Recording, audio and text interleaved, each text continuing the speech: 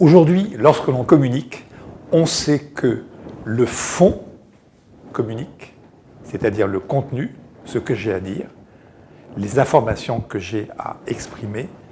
Naturellement, cela est important, que ce soit structuré, mais la forme également communique, c'est-à-dire la façon dont je vais exprimer mon message a de l'importance. Cela veut dire que mon visage, mes gestes, mon intonation, l'énergie qui va être derrière mes propos ont autant d'importance parfois que le contenu de mon discours. Car c'est ce qui va attirer l'attention de l'autre, c'est ce qui va le mobiliser.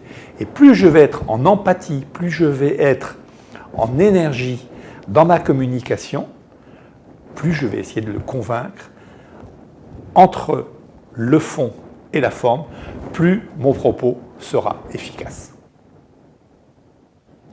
Une deuxième chose, une chose importante également en communication aujourd'hui, que l'on sait, c'est que ce qui est finalement communiqué, ce n'est pas ce que j'ai voulu exprimer.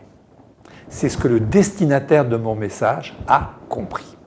Alors, cela amène à avoir une certaine modestie, parce que j'ai cru bien communiquer, j'ai cru être clair, mais mon interlocuteur n'a pas compris ce que je voulais lui dire. La tentation naturelle est de dire « mais il ne comprend rien, c'est un imbécile ». Eh bien non. Si mon interlocuteur, en supposant qu'il soit de bonne foi, n'a pas compris mon message, c'est que j'ai mal choisi les mots, la façon de l'exprimer, peut-être aussi le moment, quelquefois. Et donc, c'est à moi de me remettre en question. Et donc, lorsque mon message n'est pas bien passé, ce n'est pas de le répéter qui va me faire gagner en efficacité, c'est peut-être de l'exprimer autrement. Il va falloir que je trouve d'autres mots, d'autres exemples, d'autres arguments.